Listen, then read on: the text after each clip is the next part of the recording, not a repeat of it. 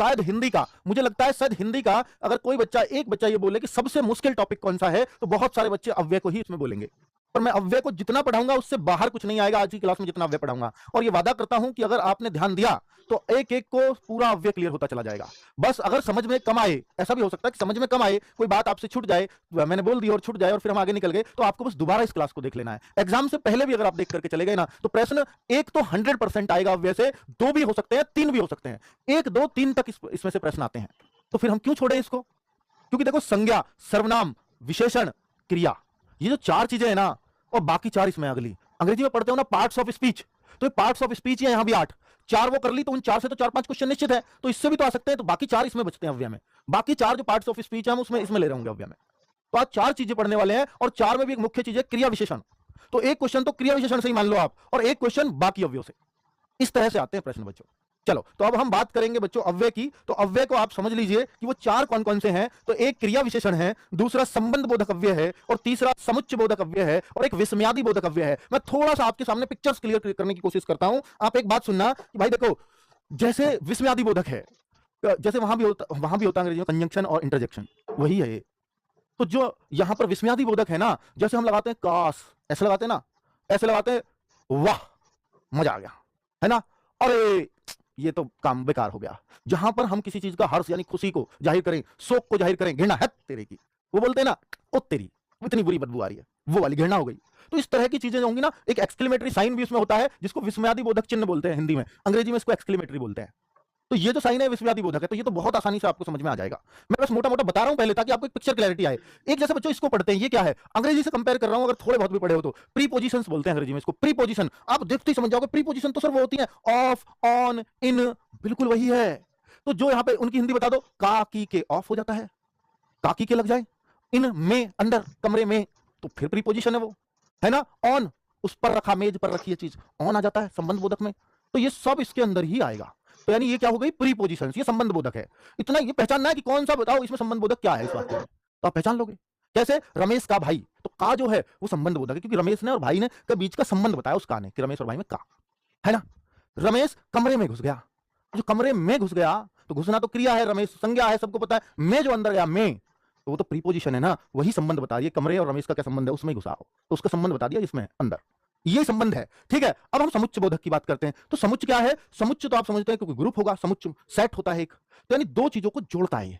तो जोड़ते क्या क्या शब्द है हमारे, और रमेश और सुरेश घूमने गए, तो जो और वर्ड हुआ वो समुच्चय आएगा। रमेश और सुरेश, रमेश अथवा सुरेश, अथवा भी जोड़ा, रमेश या सुरेश, समुच्चय बोधक है।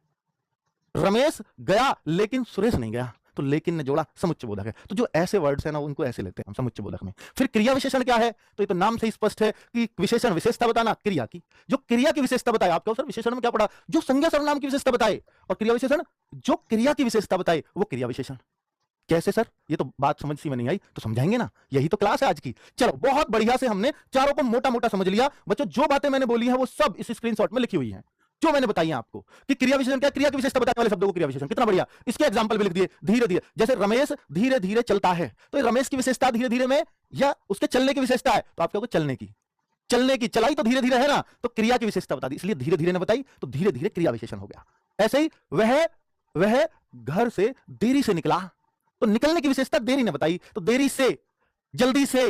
तो जहां जिसके साथ से लग रहा हो ना, अंग्रेजी में इनके साथ एलवाई लग जाता है, लाउडली, है ना, सडनली, तो यहां क्या लगता है, से लगता है बस। तो जो से लग जाए तो वो रीतिवाचक क्रिया विशेषण होता है। क्रिया विशेषण के भी प्रकार आगे बताऊंगा, तो क्रिया विशेषण है ये। तो अब अचानक कैसे, वह अचानक निकला, तो निकलने की विशेषता बताई अचानक ने।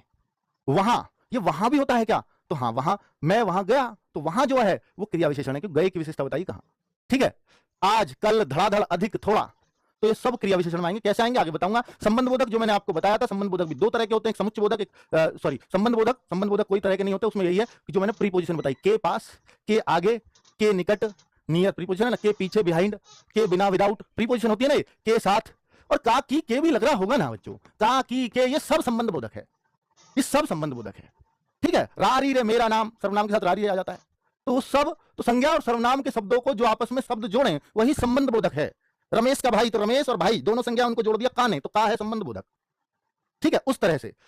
अब अगर आगे हम देखते हैं बच्चों कि भाई ये समुच्चय बोधक, तो भाई समुच्चय बोधक अपने आप में 2 तरह का होता है, जैसे मैंने आपको बताया, और, तथा, एवं, या, अथवा, वो सब, लेकिन, किंतु, परंतु, सब इसके अंदर है। तो ये समुच्चयबोधक भी दो तरह का, एक समान, तो समान प्रकार के वाक्यों को जोड़ता है समान अधिकरण, और जो दो अलग अलग, एक वाक्य जब दूसरे पर निर्भर हो, विभिन्न व्याधिकरण, तो जब वाक्यों के भिन्न भिन्न आधार को जोड़ा जाए, क्योंकि एक वाक्य दूसरे पर डिपेंड होगा। मैं वहां गया क्योंकि वो मुझसे नाराज थे, तो एक वाक्य दूसरे पर डिपेंड हो जाए, तो वो व्याधिकरण समुच्चयबोधक। ये थोड़ा सा आगे डिटेल में करेंगे। विस्मयादिबोधक मैं बता ही चुका हूं, अरे हे राम, ओ राम, अरे छी, ये घृणा में आता है छी, तो वो वाले सब कुछ आपको इस पेज को मैंने रटाने का प्रयास किया है। अब आगे बढ़ते हैं। ये बहुत ही बोरिंग था, है ना, बहुत ही बोरिंग था, पर इतने से अब हमारा माइंड चलेगा। कैसे चलेगा? अब हम सीखते हैं, पहले क्वेश्चन की तरफ बढ़ते हैं। तो भाई अब आपके उत्तर मुझे चाहिए होंगे। जिन शब्दों में लिंग, वचन, कारक आदि के कारण कोई परिवर्तन नहीं होता, उन शब्दों को क्या कहते हैं? यह अव्यय की परिभाषा है बच्चों, और अव्यय का दूसरा नाम अविकारी भी है।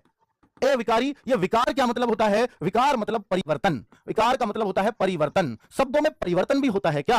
बिल्कुल होता है। जैसे लड़का है, तो लड़का का अगर बहुवचन बने तो लड़के बन गया, लड़का का अगर स्त्रीलिंग बने, लिंग चेंज करो तो लड़की बन गया। तो आपने क्या चीज देखा? इसका संज्ञा है ना ये, तो संज्ञा का बहुवचन भी बन गया, संज्ञा का स्त्रीलिंग भी बन गया ना दोनों। लेकिन कभी भी आपके अव्ययों का ना बहुवचन बनेगा ना स्त्रीलिंग बनेगा, वही अव्यय है। यानी इसमें परिवर्तन हो जाता है। देखो लड़का में परिवर्तन हुआ, लिंग भी परिवर्तन हो जाता है और वचन भी परिवर्तन हो जाता है, लेकिन अव्ययों में ना लिंग परिवर्तन होगा ना वचन का परिवर्तन होगा। इसलिए वो क्या हो गया? जिनका परिवर्तन हो विकार, जिनका परिवर्तन ना हो अविकार, इसलिए अविकारी।